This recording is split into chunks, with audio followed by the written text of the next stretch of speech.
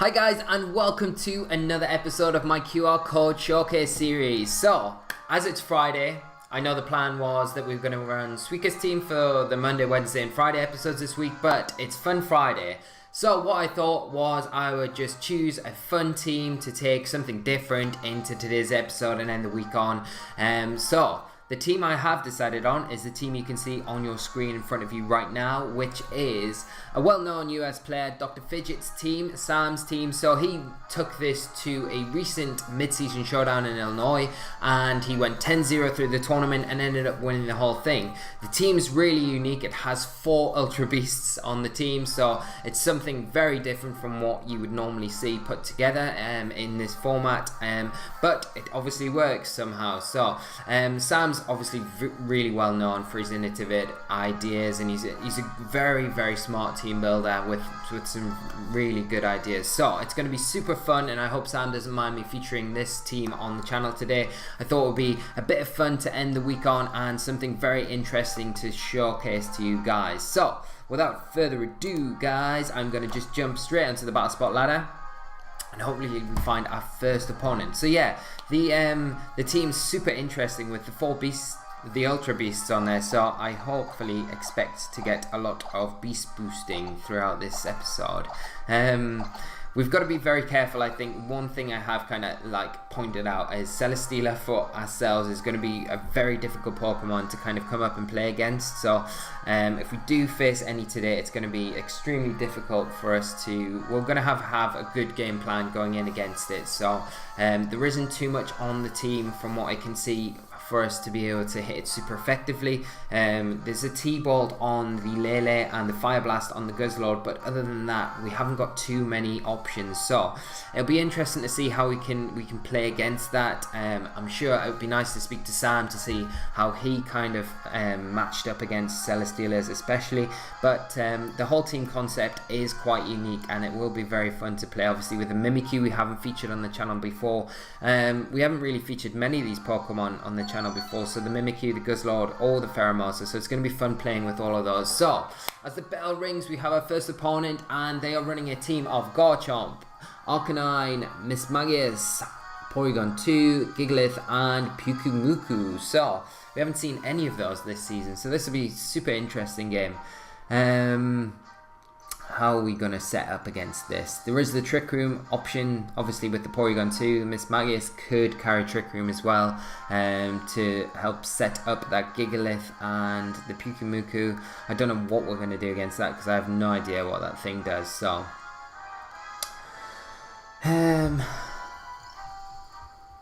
let's think. The Mimikyu's not too bad here.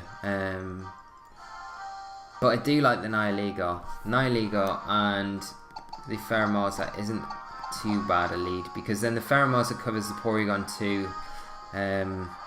We've got the Ice Beam as well for the Garchomp. The Nihilego covers the Arcanine quite nicely. I think it will bring Guzzlord in case the Trick Room does get set up.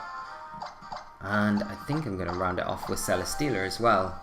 So we'll lock in with those 4. At least if the Trick Room does get set up, we've got an option with Celesteela to bring in as like a defensive pivot. We just need to be careful and watch out for the Arcanine, and obviously if that Porygon 2 is carrying T-Bolt, it is going to threaten the Celesteela. And obviously the Garchomp as well, it can, and they do tend to carry some sort of fire type coverage move, so it wouldn't be out of the ordinary if we saw something like that on the Garchomp as well. But we will go into the match and see how we get on. So I think, yeah, Sam had a really interesting run. Oh, by the way as well, I need to mention that Sam hosts a VGC Pokemon podcast. So it is the Lava Pool. He has always great hosts on there, including people like Tola Webb. So I'll leave a link for that in the description below, because check it out if you guys are into podcasts and things like that, especially one all about Pokemon. It is very good and I would definitely recommend it. So do check that out if you can. And we'll get into this match. So my opponent leads off with the Arcanine and Porygon 2. He does get the Intimidate off onto the Pheromosa, which is pretty huge for protecting that Porygon this first turn. And also the Arcanine puts a lot of pressure straight away onto the Pheromosa as well. But we do have the Life Orb Nihilego, so we can take advantage of picking up a clean KO possibly with the Power Gem onto the Arcanine here. But it's whether or not we want to kind of, it's going to be a trade-off really to stop the Trick Room. And I think I might do that. I might just double into the Porygon2 here with a Sludge Bomb and an all-out pummeling. But it is a special. So I might just quickly, I need to be very quick, go for a Power Gem just in case we do KO the Porygon2 and go for... Can I click it in? Oh, I haven't had time to click it in. So this is terrible. Terrible. Porygon2 withdraws anyway, so it doesn't really make too much difference. Pyukumuku comes in. Of course it does. We're going to take big Focus Blast onto it. Going onto the Arcanine. We do hit it somehow, even though its defenses are terrible. We get the Power Gem onto the Pyukumuku and chip it down slightly. But we probably will lose the Pheromosa there with not clicking our moves in quick enough. So that is super unfortunate. And we lose a big way of taking care of the Porygon2. So, there's a lesson for you guys. Just make sure you're clicking your moves in quick enough. I am too busy talking about other things than the match. So, what are we going to do here? I think I'll bring in Guzzlord, because we do put a lot of pressure on that Arcanine with Annihilego. I just want to try and chip down the Pyukumuku, because it does have the Innards Out ability that will... I think if we take it out now, we take as much damage in return from the ability if we KO it on whatever Pokemon we're hitting it with. So I'm just going to go for Power Gem onto the Arcanine, and I'm going to go for a Snarl just to chip down that Pyukumuku. So we're not going to be taking as much damage when we finally get round to KOing it, if we can. Just going to plug my DS in because my battery is just going to run out. Sorry about this, guys. Don't want my DS to die on us when we're playing. So, crisis avoided. So we see my opponent switch out the Arcanine into the Porygon2. We'll get the download activated and gets an attack rise. Get the Power Gem off into the Porygon2. It should do a decent amount of damage, doing about 30%. Take a little bit of chip with the Life Orb and get a Snarl off with our Guzzlord. Just... as I say, chipping down that Pyukumuku and reducing that Porygon2's special attack. We do see a Toxic though come out from the Pyukumuku onto the Guzzlord. So that isn't great because we don't really want to... Guzzlord with the Assault Vest is the kind of Pokemon you just want to be able to let sit on the field and just take a lot of... And we've got nothing right now to be able to...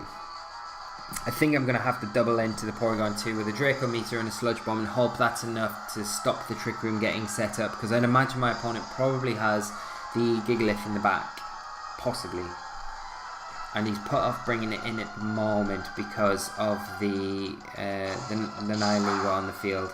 We get the big Sludge Bomb off onto the Porygon2, taking it down to about 20% damage. Oh, and we missed the Draco Meteor, which is not great at all. So I think the Draco there would have picked up the KO, which is pretty unfortunate, and we do see both of my opponent's Pokemon recover their health back, so not ideal at all. So what are we going to do here? I think I'm just going to go for the same again. Sludge Bomb into the Porygon2 and a big Draco Meteor and hope that is enough. The Sludge Bomb did a lot more than what I expected to do with the Porygon2, so maybe a combination. I don't know from this range, but we're going to have to try and go for it. The Pyukumuku can't Toxic my Nihilego because we are Pot Poison type, so we don't need to worry about that too much. And like I said, rather leave that until the end and take care of everything else at the moment. But my opponent here can just switch out the Porygon2 into possibly the Arcanine, which will get KO'd by the Sludge Bomb, and then we'll get the Draco onto the Pyukumuku, which I don't know what it probably won't pick up the KO.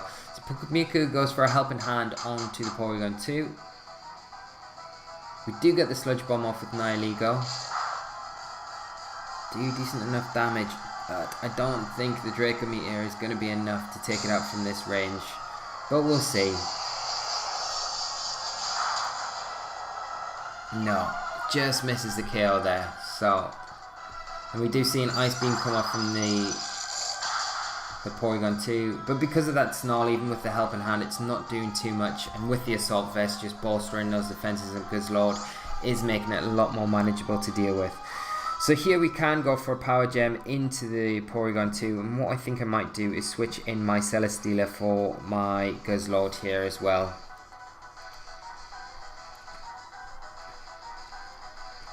Because I just want to stop that toxic damage on the Guzzlord and kind of try and preserve it if I can a bit better than what it is sitting on the field at the minute, not doing very much really. And also by switching it out, we're going to reset the special attack drop that we've just taken from the Draco Meteor as well. So just waiting on my opponent. And we still haven't seen the fourth Pokemon that my opponent's brought to this match either, so we withdraw the Guzzlord, bring in the Celesteela, and see if my opponent is going to switch anything out. No switches from my opponent. We get the Power Gem off onto the Porygon2, so that's nice. So we've got a Beast Boost with our Nihilego, and we'll see what this Pyukumuku goes for here. Do take a bit of chip damage from the Life Orb, and we see a Baton Pass from the Pyukumuku. Okay. So we need to be careful, because whatever my opponent brings in now, if we threaten a KO on something, it can switch in the Pyukumuku in place of that to potentially pick up a KO on one of my Pokemon if we KO it, so to speak. So we see the Arcanine come in for my opponent. We'll get the Intimidate off onto the Celesteela, not mattering too much for the Nihilego. And my opponent just taking his time here, just thinking through what he's going to bring in, and the Mismagius. Okay. So,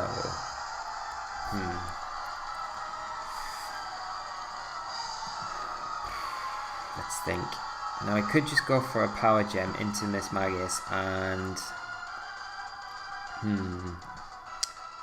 and I think to protect my Celesteela, I'm going to switch in my Guzzlord for that, because the Arcanine's putting on a lot of pressure to it, and I don't really want to attack into the Arcanine, to be honest, because I feel as though my opponent would probably see me attacking into it, more possibility of me attacking into the Arcanine with my Nihilego and switching the Pyukumuku into that place. So that's my thinking behind it anyway here. See if I'm right or not. Yeah, so we do see my opponent switch out the Arcanine, so it can recycle that Intimidate later on and bring in the Pyukumuku here. We do switch out our Celesteela, so we could have technically kept our Celesteela in, but it would have meant having to cover that Arcanine slot, and I wasn't massively fond of doing that. We see a big Thunderbolt come off from the Nihilego, not so big to be honest, and we do get a Power Gem off onto the Mismagius, pick up the KO, so that's huge. That looked like it was a Scarfed Mismagius as well. Get another Beast Boost with our Nihilego, and we're sitting in not too bad a position, because the one thing with Pyukumuku is it doesn't have any attacking, like it can't deal any attacking type. It doesn't get any attacking type moves. I'll finally get it out, sorry. So we're not too threatened by that. It's more of a support sort of Pokemon. At least I don't think it gets any actual damage attacking moves. I think it only learns supportive type status moves, so we don't need to worry about that too much. And obviously because it can't toxic any of our it can't toxic my Nihilego because of the poison, and Guzzlord's already poisoned. We've got the Celesteela in the back. We just need to concentrate on getting rid of that Arcanine, which we should be able to do, and pick up the win here. So not a bad start to the episode. See the Arcanine come in, get the Intimidate off onto both my Pokemon. Again, it's not making too much difference. And what I'm going to do here is just go for a Power Gem into the Arcanine. I obviously have to be careful of the extreme speed possibly coming out from the Arcanine here. So I am just going to go for a Snarl. No, I'm not. I'm going to just go for a Dark Pulse into the Arcanine, just to ensure that if it has got extreme speed and it picks up the KO onto the Nihilego, then at least we're covering that slot with a Dark Pulse into the Arcanine, getting rid of it, and then a Celesteela can just come in and pick up a KO anyway. So yeah, as we expected, the extreme speed does come out from the Arcanine, but we will get the Dark Pulse off onto it and pick up the KO. So our Celesteela is free to come in here and close out the game really, so that's fine. We've got the Leech Seed just to wear it down. And well, we could probably Dark Pulse with our Guzzlord. I wouldn't have thought it's going to be KOing, but we can just double into it, to be honest, rather than waste any time. And we should be able to just chip it down enough. So it's been a bit interesting playing the Pyukumuku because I don't know too much about it. So you've got to be a bit careful around how you play around it, especially like new techs and things when you don't know exactly what they're doing or the game plan is. It's you've got to be a bit cautious around how you're playing against these sort of things. But we're just going to double into the Pyukumuku here with a Dark Pulse and a Heavy Slam, and hopefully that is enough. But my opponent just forfeits anyway. So, good games to my opponent and not a bad start to the episode. So, we will go on to the next game and see how we get on in that. Wasn't the easiest of games, but obviously I think a lot of it was just a bit going into the unknown, like the Pyukumuku just kind of just throwing things off slightly, and some strange choices of item as well, like the choice scarf on the Mismagius. It's not something you particularly see very often, but it didn't make too much difference in the end. So we will go into game number 2 and see how we get on there. Like I say, I really hope I don't want to face too many Celesteelas, so hopefully we don't come across one now. But we have our next opponent, and they do have a Celesteela. So their team consists of Tapu Koko, Krookodile, Celesteela, Arcanine, Alolan Ninetales, and Gastrodon. So, what has the Mimikyu got in its arsenal? Let's have a look. Shadow Claw, nothing that we can really take advantage of. It does have the Focus Sash though.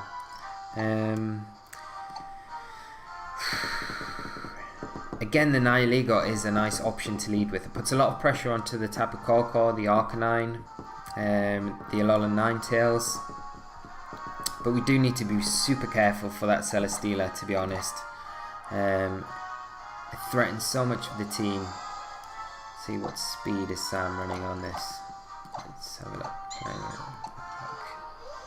So it's not the fastest of Celesteelas at all.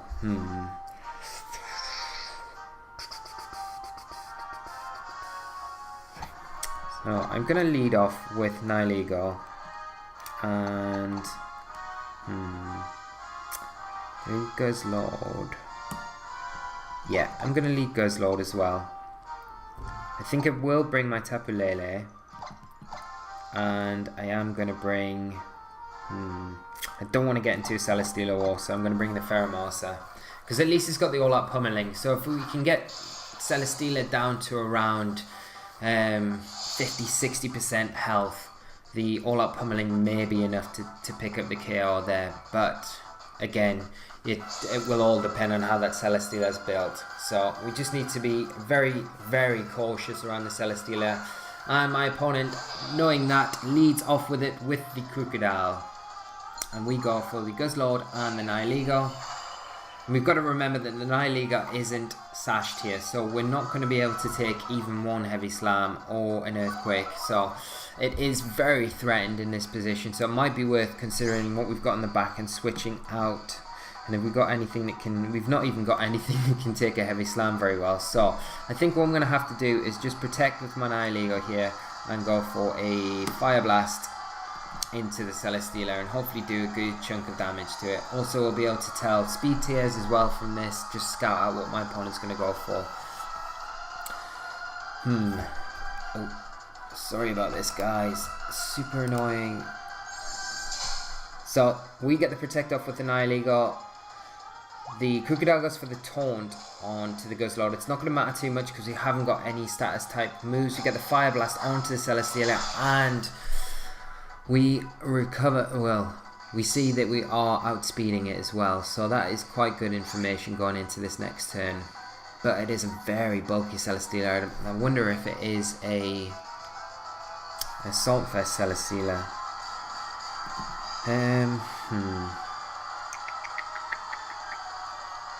I don't want to give it a Beast Boost either, and I think let's have a quick look at my opponent's team. Yeah, the Nihilego is going to be quite nice to keep around, to be honest, so... What am I going to do here? I think I'm just going to have to double into the Celestia just to try and get some damage onto it, to be honest.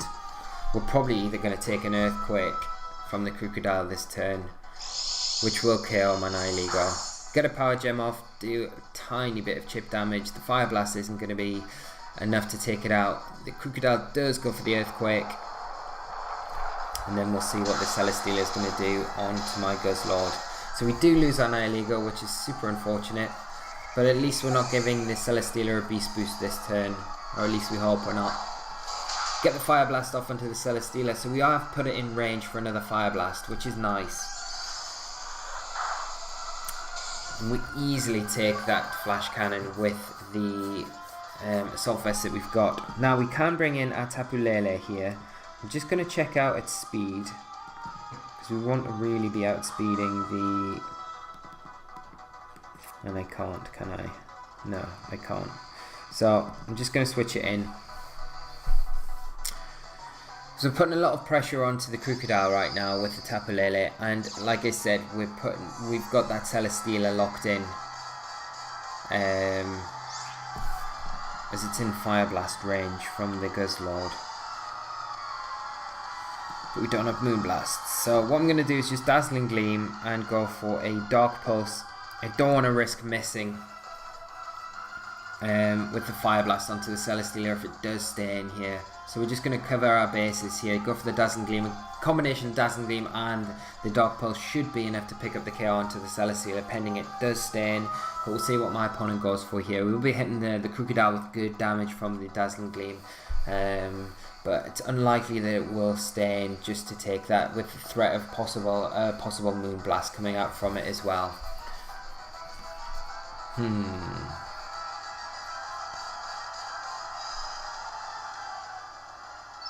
So we do actually see a massive Z move coming out from the Krookodile. It's probably a Tectonic Rage, so it probably will be targeting down the Guzzlord this turn, and I don't think a Dazzling Gleam is going to be enough from the Tapu Lele in this situation. So yeah, Guzzlord is the target of that Tectonic Rage, so I don't think we're going to be able to survive it, and I definitely don't think the Dazzling Gleam is going to be enough to take out the Celesteela. We should have maybe thought about that a bit more and Thunderbolted into the Celesteela slot.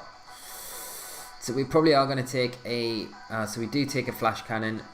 Wonder if we'll be able to survive this. Yeah, so that's fine. Okay. And we're down to our last two Pokemon. So we've just got our Pheromosa to bring in.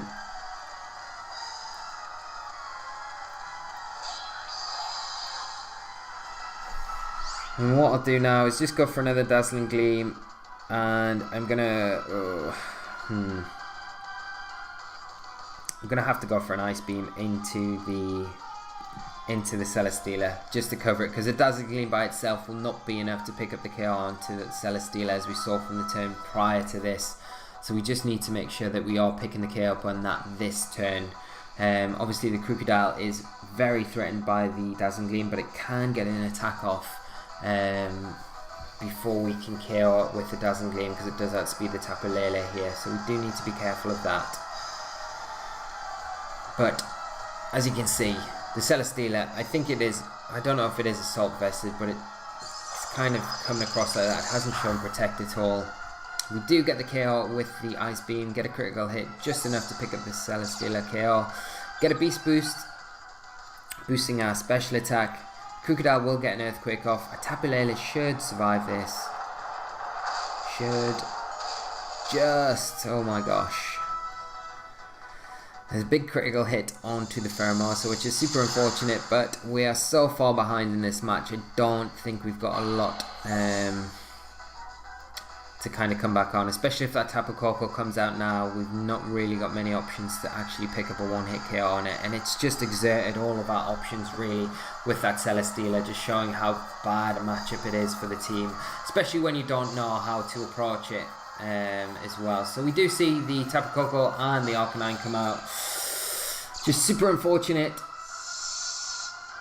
Now we will be able to pick up a KO onto the Arcanine with the all-out pummeling from the Pheromosa, because we should be outspeeding everything, but we do need to be careful of the extreme speed from the Arcanine. I am just going to protect my Tapu Lele.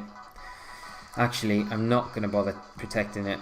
If we can get a Psychic off onto the Tapu Koko, it might be quite big, and I'm just going to go for the all-out pummeling onto the Arcanine, which hopefully we should be able to pick up a KO on after the Beast Boost. But we do unfortunately see an extreme speed come out from the Arcanine onto the Pheromosa, picking up the KO before we can get an attack off, and my opponent cleans the board up quite easily with that Tapu Koko's Thunderbolt. Super unfortunate, but good games to my opponent. I think, like I said, it just showed how much of a problem Celesteela is for the team, and you've got to put so much resource into kind of concentrating on that to clear it off the field. It just gives that opening for your opponent to just concentrate on utilizing its partnering Pokemon to kind of chip away and start really disrupting the match. It would be nice to have a conversation with Sam to see how he approached Celesteela's and whether he faced many throughout the tournament, but it definitely feels like it's a big weakness for the team. But I had a lot of fun playing it, and I hope you guys enjoyed the episode today. If you have enjoyed the episode, guys, please leave a like on the video. It's massively appreciated. Subscribe to the channel. We have some big episodes coming out next week with a brand new team, and we will be playing through all of the matches that I'll be playing for on the International Challenge, the Pokemon First Wi-Fi Tournament of Sun and Moon for VGC this season, which starts today, Friday. We'll run today, Saturday and Sunday, 15 battles per day, and we'll get ranked. So I'll record all those videos and release them all in sections next week. So hopefully I do really well, and that will just be great content for you guys. So thanks for watching, guys. I will let you go and enjoy the rest of your evenings and your weekend. And until Monday, I will see you later. So take care of yourselves, and until then, I'll see you later. So take care, guys. Bye-bye.